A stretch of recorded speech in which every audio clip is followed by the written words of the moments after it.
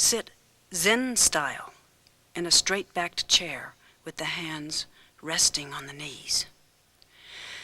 Make the spine very straight and slightly press the lower back forward so that the belly area feels open. Keep the tip of the tongue touching the roof of the mouth to connect the energy circuits. The chin slightly tucked. Our breath is always with us. The wisdom techniques of the ancients don't require any special gadgets.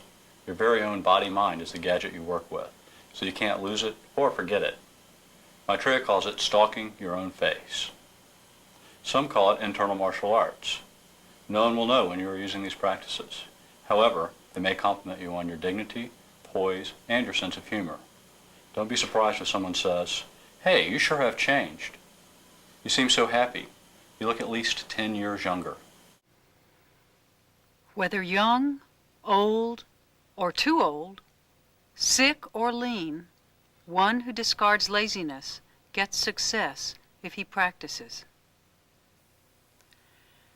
If you become an adept, you will learn to move from the physical to the molecular to the atomic to the light worlds right inside your own body, and the nectar of immortality will flow. This will enable you to change your body chemistry. You will look better, feel better, act better. And if you do these practices every day and build a body of energy, you will go through what I call a youthing process. Becomes liberated from old age, becomes young, as it were 16 years old. That means that you're permanently outside the mind net. And although this sort of youthing is not actually the goal, I would say that it's quite a spectacular side effect. The idea being not to have a body that lives on forever and ever, but to have energy that never wanes, that never fades, that never breaks, and results in sickness and decrepitness. Your vitality and your overall youthfulness will be stabilized.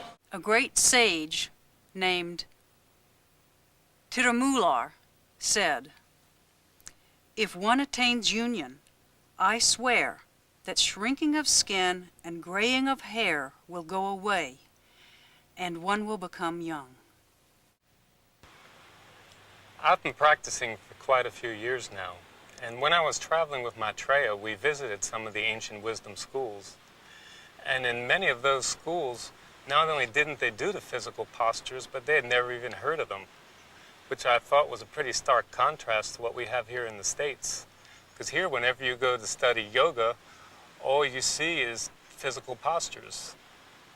And whenever people think of what actually went on in the ancient wisdom schools, the first thing that comes to our minds is some guy wrapped up like a pretzel.